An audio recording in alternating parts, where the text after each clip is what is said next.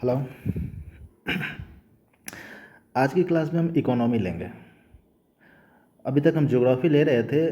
Geography के कुछ chapter बचे हुए हैं आपके पास, उसको हम थोड़ा होल्ड पे डाल दिए हैं, ठीक है। वो हम वापस आपके पास बना देंगे, ठीक है। लेकिन अभी इकोनॉमी हल्का सा ले लिए हैं, क्योंकि अभी 1.5-2 महीने में आपके पास 71st बीपीएससी आने वाला है, और बहुत सारे स्टेट के आपके पास पीएससी के प्रीलिम्स आ रहे हैं आपके पास, सिविल सर्विसेज के। तो जो जनरली आपके पास हर चैप्टर से जो ज़्यादा ज़रूरत की चीज़ है आपके पास, जिससे क्वेश्चन बनते हैं, हम उस टॉपिक को पहले डील कर लेते हैं, फिर देख लेंगे आपके पास प्रीलिम्स के हिसाब से, मेंस के हिसाब से भी, ठीक है। तो आज की क्लास हम इकोनॉमी लेने वाले। इकोनॉमी में one of the most important topic है, that is the banking sector, ठीक है। अब बैंकिंग सेक्टर में हमें हमेशा दिक्कत होती थी, repo rate, reverse repo rate, ये क्या होता है, कि क्यों चेंजेज होते हैं आपके पास, दैट इज आरबीआई की मॉनेटरी पॉलिसी क्या चेंजेज होती है, क्यों आखिर होता है, इससे क्या फ़र्क पड़ता है, ठीक है। देखते हैं आज की क्लास में ये सब। मतलब आप अक्सर सुनते होंगे कि आरबीआई ने अपने रेपो रेट को बढ़ा दिया या घटा दिया। अब ये बढ़ा दिया घटा दिया जो भी है, इसका सीधा असर इन्फ्लेशन हम लोग देखेंगे आपके पास क्या होता है। जस्ट एक छोटी सी चीज़ है, अभी हाल फिलहाल इन्फ्लेशन, इसकी हिंदी मान लीजिए मुद्रास्फीति, ठीक है। इसका सीधा असर इन्फ्लेशन और बैंकों के द्वारा दिए जाने वाले लोन पे पड़ता है, ठीक है। इसे मॉनेटरी पॉलिसी कहते हैं, इसे ही हम मॉनेटरी पॉलिसी कहते हैं, और ये केवल आरबीआई कर सकती है। दो तरह की जनरली पॉलिसी आपके पास होती है, एक मॉनेटरी पॉलिसी और एक फिस्कल पॉलिसी।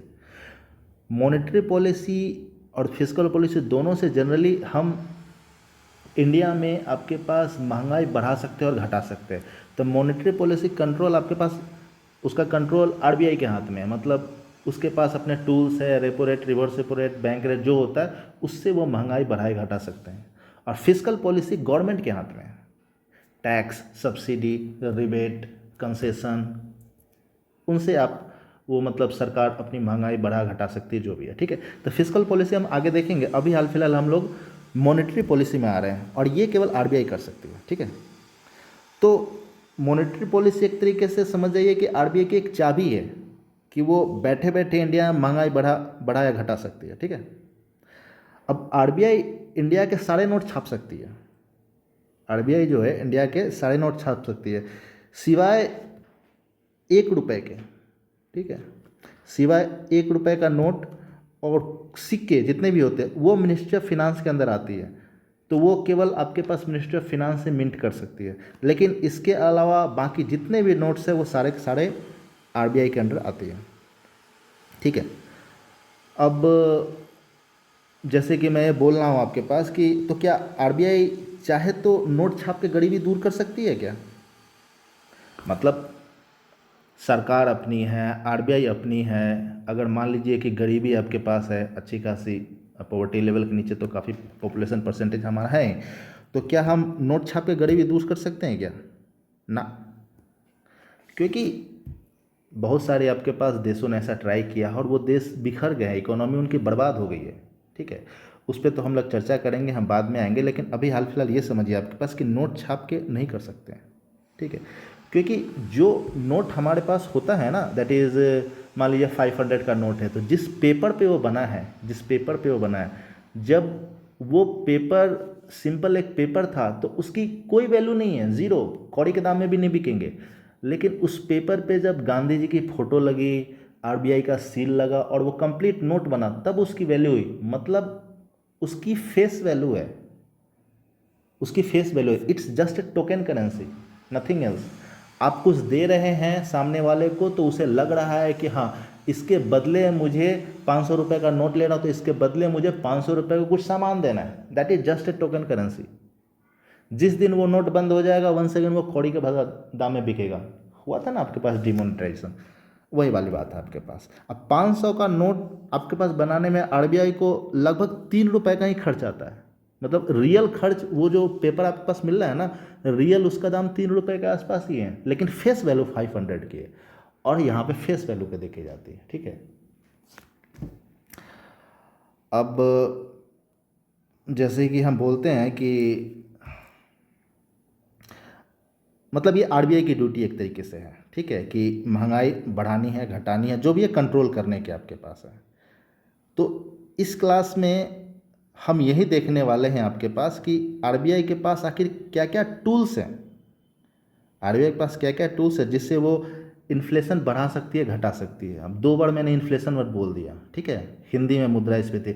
इन्फ्लेशन कुछ नहीं है, it is just rise in prices, मतलब हल्की सी महंगाई आपके पास, हल्की सी क्या महंगाई आपके पास बढ़ना, इन्फ्लेशन बस यही है, ठीक है।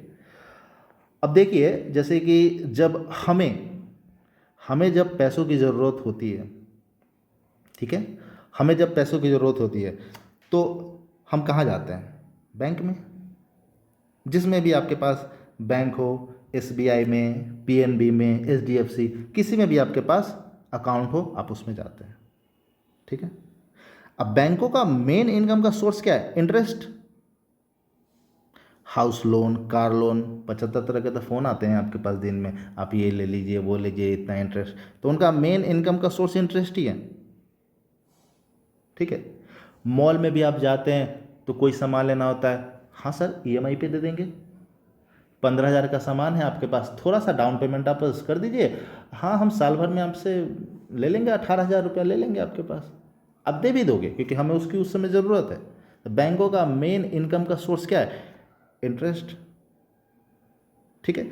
लेकिन बैंक का जब पैसा घटता है, बैंकों के पास जब पैसा घटता है तो आरबीआई के पास जाती है मांगने, जो भी आपके पास, मतलब हमने यहाँ पे बोल रहे हैं कि जब हमारे पास ये हैं, कोई बैंक आपके पास है, कोई बैंक मान लीजिए कि हमारा पीएनबी में है, ठीक है, इनके पास पैसा घटता है तो आरबीआई से मांगने जाते हैं कि हमें पैसा दे दिए। कारण, क्योंकि हमारा बैंक तो ये है जो कि शेड्यूल्ड कमर्शियल बैंक जनरली बोलते हैं, और बैंकों का बैंक आरबीआई है, दैट इज बैंकर्स बैंक, वो आरबीआई है।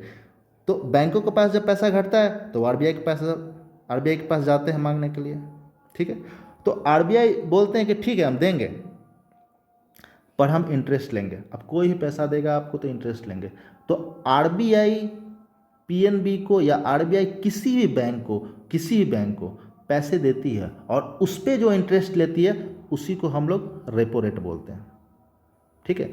तो मतलब समझने की कोशिश कीजिए, आज की class mainly repo, reverse repo, इन्हीं सब चीज़ों पे चलने वाली है आपके पास। मतलब समझिए, आरबीआई जब पीएनबी या किसी बैंक को, किसी भी कमर्शियल बैंक को आपके पास जब पैसा देती है, उस पैसे पे जो इंटरेस्ट लेती है, जो ब्याज लेती है आपके पास, उसी को हम लोग रेपो रेट बोलते हैं। इसको बोलते हैं जनरली रीपर्चेजिंग ऑप्शन रेट, ठीक है। डेफिनेशन में आपको जानने की ज़रूरत नहीं है, ठीक है, बस मान लीजिए कि रेपो रेट बोलते हैं। अब मान लीजिए कि आरबीआई ने रेपो रेट ले लिया आपसे 5%, ठीक है, आरबीआई ने आपसे 5% रेपो रेट लिया, ठीक है। और कोई एक आम आदमी आपके पास है, मैंगो मैन आम आदमी जो भी है आपके पास, और वो बैंक से आपके पास पैसे लेने गया, मतलब लोन लेने गया आपके पास, तो आपको 5% पे मिला है, तो ये मैनेजर बैंक का कोई मूर्ख थोड़ी है कि 5% पे मिला है तो आपको 4 पे दे देगा। वो कम से कम तो आपको 10 पे देगा ही, 10% पे आपके पास देगा ही, मिनिमम 10% पे देगा ही, 7-8 पे भी दे दे, लेकिन मान लेते हैं रफ फिगर में आपके पास 10% पे दिया। ये 10% पे आपके पास जो दिया है, इसी को हम लोग बोलते हैं बेस रेट। जिस रेट पे बैंक आम इंसान को लोन देती है उसको हम लोग बोलते हैं बेस रेट, ठीक है। अब बेस रेट इतना तो समझ में आता है कि हमेशा रेपो रेट से ज़्यादा ही होगा। मैं रफ फिगर बस ले रहा हूँ, 5-10 आपके पास, कुछ और हो सकता है, लेकिन बेस रेट हमेशा रेपो रेट से ज़्यादा ही होगा, क्योंकि मैनेजर बेवकूफ़ तो है नहीं आपके पास कि लिया हमने, हम कम में दे देंगे आपके पास, वो तो देगा ज़्यादा में ना आपके पास, ठीक है। तो मान लेते हैं आपके पास कि कोई एक आम इंसान है, जैसे रामलाल, ठीक है, आप लोग में भी शोले देखेंगे तो रामलाल ठाकुर का राइट हैंड, ठीक है। तो मान लेते हैं कि रामलाल ने लिया आपके पास 1,00,000 रुपये, 1,00,000 रुपये रामलाल ने ले लिया। तो 1,00,000 रुपये ले लिए तो बैंक को उसको 10% के इंटरेस्ट से उसको पैसा देना भी है। हाँ, बैंक में जनरली साल भर में पैसा लगता है सिंपल इंटरेस्ट पे, तो उसे साल भर के अंदर, माने 1 साल के बाद उसको 1,10,000 रुपये देने होंगे, ठीक है। लेकिन अभी रामलाल के पास कितने पैसे आ गए? 1,00,000 रुपये आ गए, 1,00,000 रुपये आ गए, इसी को बोलते हैं लिक्विडिटी। 1,00,000 रुपये आ गए हैं रामलाल के पास, इसी को बोलते हैं लिक्विडिटी, तरलता, परचेजिंग पावर, पैसे की गर्मी, हमारे हाथ में पैसा आ गया है, हमारे पास कैश आ गया है, 1 लाख रुपए बाद में देना होगा, देख लेंगे आपके पास, तब तक हो सकता है सरकार कोई और स्कीम निकाल दे। तो हमारे पास लिक्विड पैसा आ गया है। लिक्विड पैसे में बहुत गर्मी होती है। अब लिक्विड पैसे में बहुत गर्मी होती है तो हम कुछ भी खरीद सकते हैं, कुछ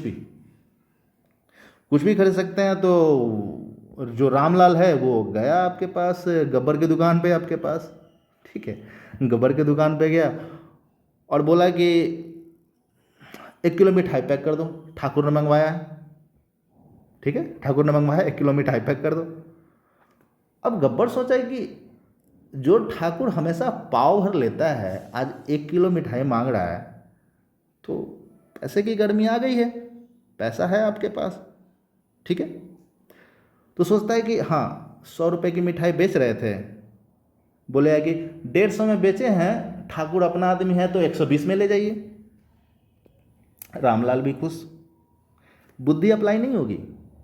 जब हाथ में पैसे की गर्मी होती है तो उस समय दिमाग अप्लाई नहीं होता है, वो 100 की मिठाई 120 में लेके आ जाएंगे और वो भी खुश हैं आपके पास, ठीक है। अब जितने भी आपके पास हैं ये स्कीम बताया अपना, तो जो भी जय वीरू बसंती जो सब भी हैं आपके पास, वो भी बैंक से पैसा लिए हैं आपके पास, ठीक है, मतलब 10% पे 1 लाख रुपए अपना ले लिए जो भी, और मान लीजिए कि वो भी गब्बर के पास मिठाई खरीदने गए, ठीक है, पैसे की गर्मी आपके पास है, 120 में बेच दिया गब्बर ने उसे, वो भी लेके आ गया, ठीक है। सब पैसे की गर्मी में 120 में लेते गए। तो फिर ये परचेजिंग पावर आपके पास हो गया, लोगों के पास हाथ में जब पैसा आ गया ना, यही कंसेप्ट आपके पास है जो समझने की ज़रूरत है। लोगों के हाथ में आपके पास जब पैसा आ गया, परचेजिंग पावर आपके पास हो गया, तो वो परचेज करेंगे आपके पास, वो उस समय मोल मोलाई करने वाले नहीं हैं। अब जब 100 की जो मिठाई थी वो 120 में आपके पास गब्बर बेचने लगा, तो वो तो समझेगा ना कि भाई इसका रेट ही 120 का है, 120 ही कर देते हैं, हमेशा रहेगा आपके पास, ठीक है। तो जो ये कैश हमारे जेब में रहता है, यही महंगाई बढ़ा देती है, जो सरकार नहीं चाहती है। नहीं तो गरीब आदमी पिस जाएगा, वो मिठाई नहीं खरीद पाएगा, ठीक है, एटलीस्ट गब्बर से तो नहीं खरीद पाएगा। तो आरबीआई जो है वो बैंकों को कंट्रोल करती है। तो आरबीआई जो है आपके पास वो बैंकों को कंट्रोल करती है कि आरबीआई ये बोले कि बैंक आप लोग लोन कम दीजिए, इतना भी लोन मत दीजिए आपके पास, सबको लोन, रामलाल वीरू बस सबको लोन मत दीजिए कि सबके हाथ में आपके पास लिक्विडिटी आ जाए, परचेजिंग पावर आ जाए, कि सब लोग आपके पास 100 की मिठाई 120 में खरीदते जा रहे हैं, मतलब ज़्यादा खरीद रहे हैं आपके पास। समझिए सिंपली सी बात, आपके हाथ में ज़्यादा पैसे रहेगा ना तो आप अननेसेसरी आइटम भी खरीदना शुरू कर देते हैं। मॉल में जाते हैं ना, मॉल में गए हैं हम लोग, बस एक आपके पास कप लेने के लिए, ठीक है, कप के साथ प्लेट भी ले आए, जूता चप्पल बाकी चीज़ भी ले आए कि हाँ फ्यूचर में आपके पास 6-7 महीने बाद काम आएगा, यूज होगा। पैसे हाथ में हैं, सोचने की ज़रूरत नहीं उसमें, उस समय कर देते हैं।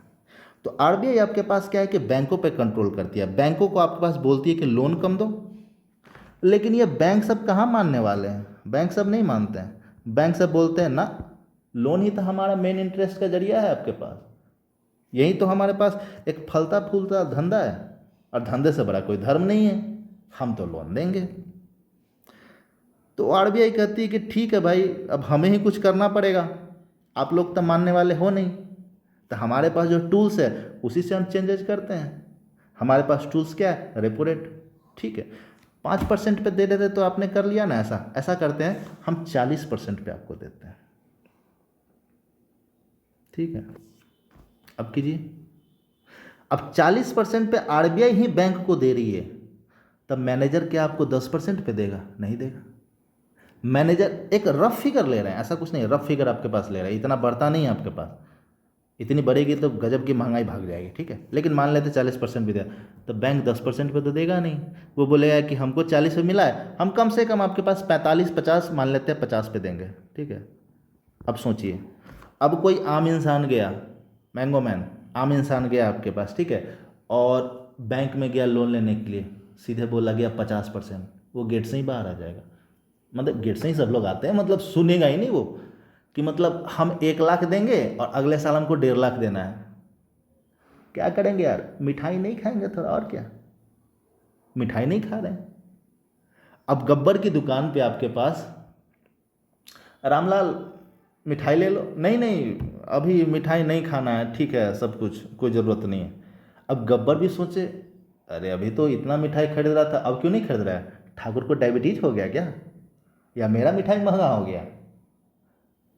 नहीं, मेरा ही मिठाई महंगा हो गया, और भी लोग तो नहीं खरीद रहे हैं ना, वीरू बसंती कोई तो नहीं आ रहा है, तो और लोग भी नहीं खरीदते, मेरी ही मिठाई महंगी हो गई है। तो ऐसा करते हैं, जो हम 120 में बेच रहे थे, जो पहले 100 थी, अब उसको 80 कर देते हैं। ठीक है, तो रीजन को जनरली समझिए आपके पास क्या है कि किसी भी इकोनॉमी में अगर लोगों के पास पैसा है तो वो मोल भाव करना छोड़ देंगे।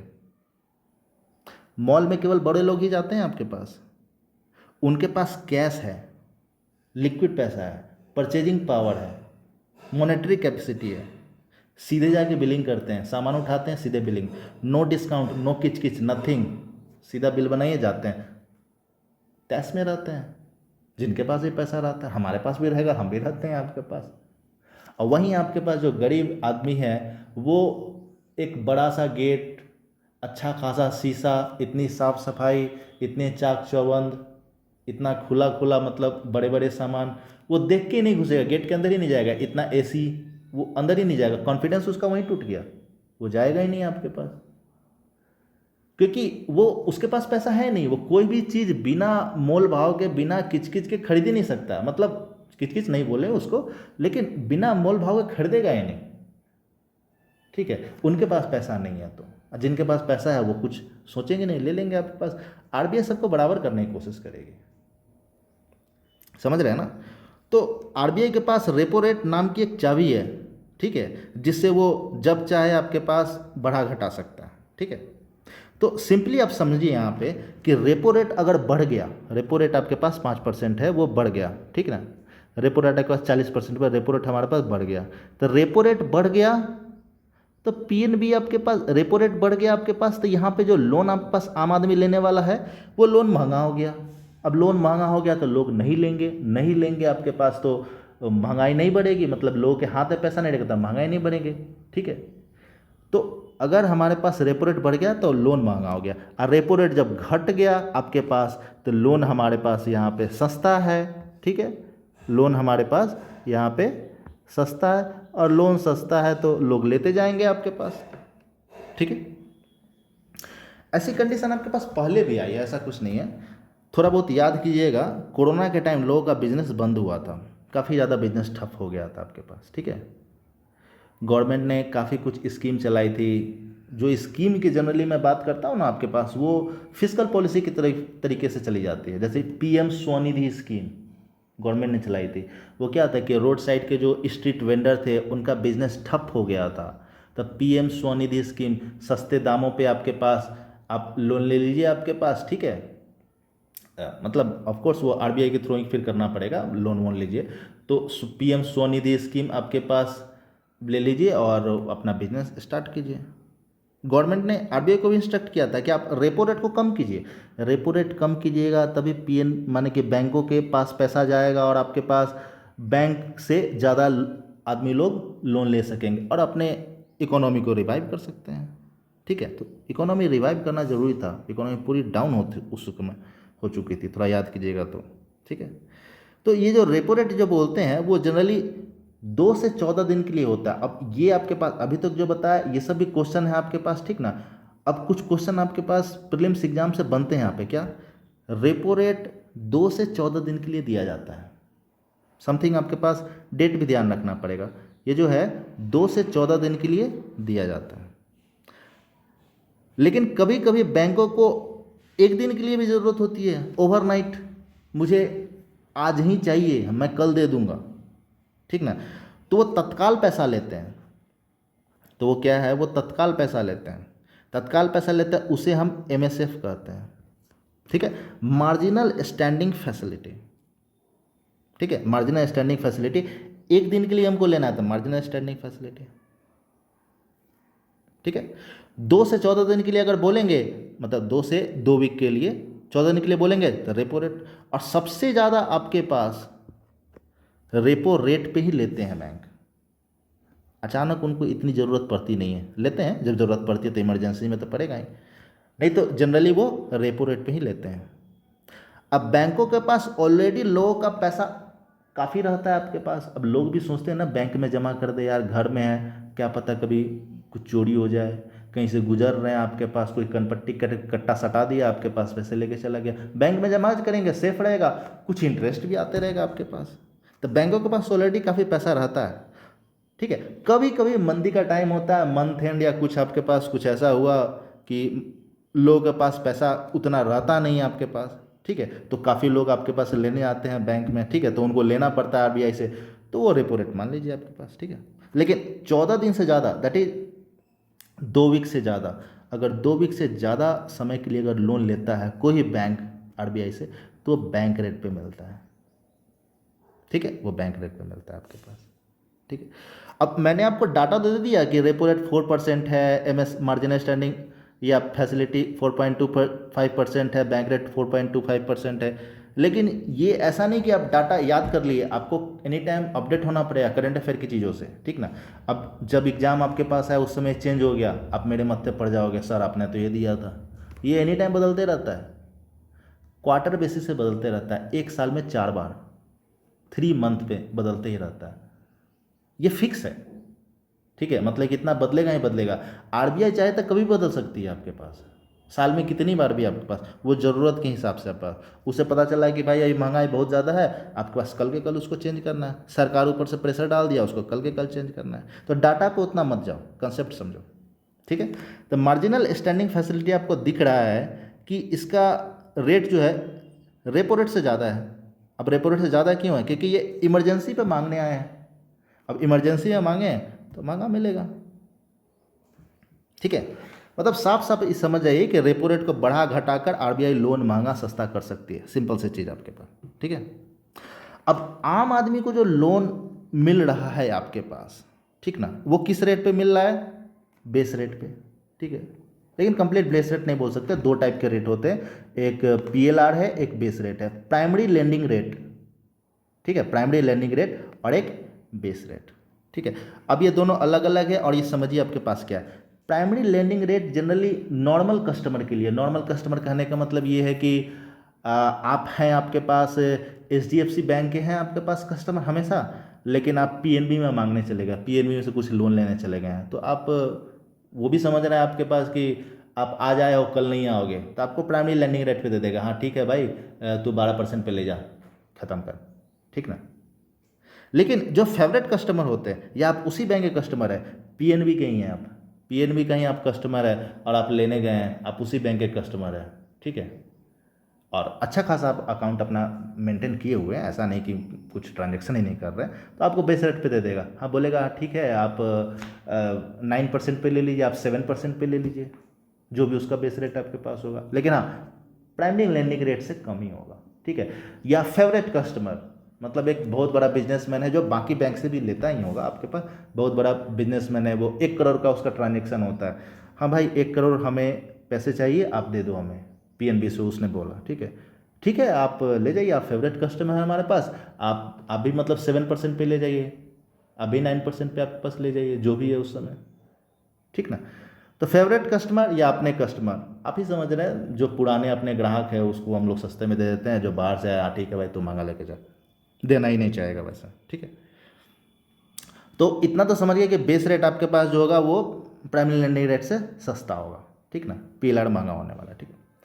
अब कभी कभी क्या है कि बैंकों के पास पैसा ही ज़्यादा आ जाता है। अब पैसा आपके पास ज़्यादा आ जाता है मतलब कि लोग उस समय लोन कम ले रहे हैं। अब जनरली हर वीक में संडे तो बंद है, लोग डाउट में है सैटरडे का कि भाई ये कौन सा सैटरडे है, दूसरा सैटरडे कि चौथा सैटरडे है आपके पास, बैंक आधा खुला रहेगा कि पूरा खुला रहेगा, इस डाउट में सैटरडे को भी गायब रहते हैं। अब 2 दिन तो एक तरीके से लोग जाने वाले हैं ही नहीं, डाउट में ही रहेंगे आपके पास। या कभी कभी हॉलीडे हो गई, लंबी छुट्टी हो गई, पर्व की छुट्टी हो गई, किसी भी तरीके की छुट्टी हो गई, तो उन्हें मालूम है कि 2 दिन तक तो मेरे पास कोई आएगा नहीं, या लंबी छुट्टी हो गई तभी कोई आएगा नहीं, तो मेरे पास पैसा बचा हुआ है आपके पास रखा हुआ है, इसका क्या करें, हमारा तो धंधा है इंटरेस्ट कमाना ना, और हमें तो वो करना है, धंधे से बड़ा तो कोई धर्म नहीं है, तो हम क्या करेंगे आपके पास। अब उस समय 2 दिन के लिए, इतने दिन के लिए तो हमें कोई बाहर से कोई मिलेगा नहीं जहाँ पे जाके हमें इंटरेस्ट लगा, ठीक है, तो अपने मालिक को ही बोलते हैं आरबीआई मेरे पास कुछ सरप्लस पैसा है, आप ले लो और आप हमको इंटरेस्ट देते रहना। अब सोचो, आपके पास ज़्यादा पैसा है, आप मेरे को बोलिएगा कि तुम मेरा पैसा रख लो और हमको इंटरेस्ट देते रहना, हम लेना चाहेंगे? तुम्हारे पास ज़्यादा हो गया तो तुम हमको देगा, तुम इंटरेस्ट ले रहे हो। लेकिन हाँ ठीक है, करना पड़ेगा, क्योंकि आपके पास क्या होगा, ये बोलेगा कि आप आरबीआई पैसा ले लो, नहीं तो हमारे पास पैसा है, हम लोगों को दे देंगे, लोगों के हाथ में लिक्विडिटी आपके पास आ जाएगी, तरलता आ जाएगी, वो सारे सामान खरीद खरीद के महंगाई बढ़ा देंगे, सरकार फिर तुम्हारे पीछे पड़ेगी। इसलिए आप कर्ज ले लो, आप पैसे लेके हमें इंटरेस्ट दे दो, ठीक है। अब आरबीआई मतलब कि जो शेड्यूल कमर्शियल बैंक हैं वो आरबीआई को पैसा देते हैं आपके पास, और आरबीआई उस पर जो आपके पास रेट देगी, उस पर जो इंटरेस्ट देगी, उसको बोलते हैं रिवर्स रेपो रेट, ठीक है। मतलब इस केस में आरबीआई को पैसा पहुंच रहा है और आरबीआई इंटरेस्ट दे रही है, इसको बोलते हैं रिवर्स रेपो रेट। अब आरबीआई कहती है कि तुम्हारी ज़रूरत थी तब हमने रेपो रेट पे तुमको दे दिया, अब अभी जो हम ले रहे हैं तो तुम्हारी भलाई के लिए ले रहे हैं, क्योंकि 2 दिन तुम्हारा बंद है, छुट्टी है, जो भी आपका सब तुम्हारी भलाई के लिए रहे, मेरी ज़रूरत नहीं है इसमें। अब मेरी ज़रूरत नहीं है तो हमसे ये उम्मीद मत रखना कि हम जितना में आपके पास रेपो रेट पे तुमको आपके पास दिए थे हम उतना इंटरेस्ट देंगे, नहीं। रेपो रेट पे हम तुमसे ज़्यादा इंटरेस्ट लिए थे, लेकिन तुम अभी हमको दे रहे हो तो सोच रहे हो कि हम उतना इंटरेस्ट पे मतलब तुम्हारा पैसा लेंगे या ज़्यादा देंगे, ऐसा कुछ नहीं। हम तुमको, यहाँ ज़रूरत तुम्हारी है, तुमको मेरे पास पैसा रखना है तो आप मेरे पास पैसा ज़रूर रखो, कोई दिक्कत नहीं है, लेकिन हम आपको कम ब्याज पे पैसा देंगे, ब्याज कम देंगे। ये भी सोच रहे हैं आप 2 दिन में कहाँ से आपके पास कोई खोजे, बैंक लोग संडे सैटरडे कहाँ खोजे, ठीक है, मालिक को दे देते, कुछ पैसा तो आएगा आपके पास, ठीक है। तो रिवर्स रेपो रेट आपके पास 3.35%। ये भी डाटा बदलते घटते रहता है आपके पास, इन सब चीज़ों में कोई लफड़ा नहीं रखना है। लेकिन हाँ ये है कि रिवर्स रेपो रेट आपके पास है, रेपो रेट से कम होगा, क्योंकि आरबीआई है, फादर हैं सारे बैंकों के, बैंकर्स बैंक तो बोलेंगे ना आपके पास यार कि ठीक है हम देंगे आपको इतना में, लेकिन हम आपसे जब पैसे ले रहे हैं तो इंटरेस्ट कम देंगे, ठीक है। डाटा बदलते घटते रहता है, टेंशन ना लो, ठीक है। तो इस क्लास में आपके पास क्या है कि जनरली 6 कंसेप्ट हमने देख लिया आपके पास। MSF, marginal standing facility, repo rate most important आपके पास, 2 से 14 दिन आपके पास, बैंक रेट 2 से मतलब 2 वीक से आपके पास ज़्यादा, ठीक है। ये मार्जिनल स्टैंडिंग फैसिलिटी, ठीक है, ये मार्जिनल स्टैंडिंग फैसिलिटी 1 दिन के लिए, ठीक है। ये रेपो रेट आपके पास है 2 से 14 दिन के लिए, और ये बैंक रेट है 14 दिन से ज़्यादा के लिए, ठीक है। तो 3 कंसेप्ट हमने देख लिया, marginal standing facility, rape, bank rate, उसके आगे देख लिया हमने primary lending rate, base rate, reverse repo rate, ठीक है। अब ये आपके पास बैंकिंग का पहला पार्ट आपके पास हो गया आज की क्लास। नेक्स्ट क्लास में हम लोग देखेंगे CRR, cash reserve ratio, SLR, open marketing operations, ठीक है, और बैंकिंग के और भी टर्म्स आपके पास है, वो सब हम लोग को देखेंगे, ठीक है। तो वो भी क्लास आपके पास इंपॉर्टेंट होंगी, ध्यान दीजिएगा उस पर भी। इसमें आपके पास अगर कोई डाउट होगा तो पक्का हमें बताइए, क्योंकि आपके पास आज की और कल की वीडियो आपके पास, ठीक ना, आगे भी आपके पास बैंकिंग की आएगी, लेकिन ये आप अगर अच्छे से देख लिए तो आपको बैंकिंग में कोई प्रॉब्लम नहीं होने वाली है। ये रेपो रेट रिवर्स, क्योंकि बहुत सरदर्द करता है आपका, कंसेप्ट वाइज क्वेश्चन बनेंगे, सिंगल आपके पास वन लाइनर बनेंगे, दिक्कत आपके पास होगी। एक बार अच्छे से वीडियो देख लीजिएगा, कोई दिक्कत नहीं होगा आपके पास, अच्छे से समझ जाएगा इसमें, ठीक है। तो कोई भी डाउट होगा कमेंट सेक्शन में हम बताइए, ठीक है, और ठीक है सब्सक्राइब कर दीजिएगा, और ठीक है ऑनलाइन, थैंक यू, बाय।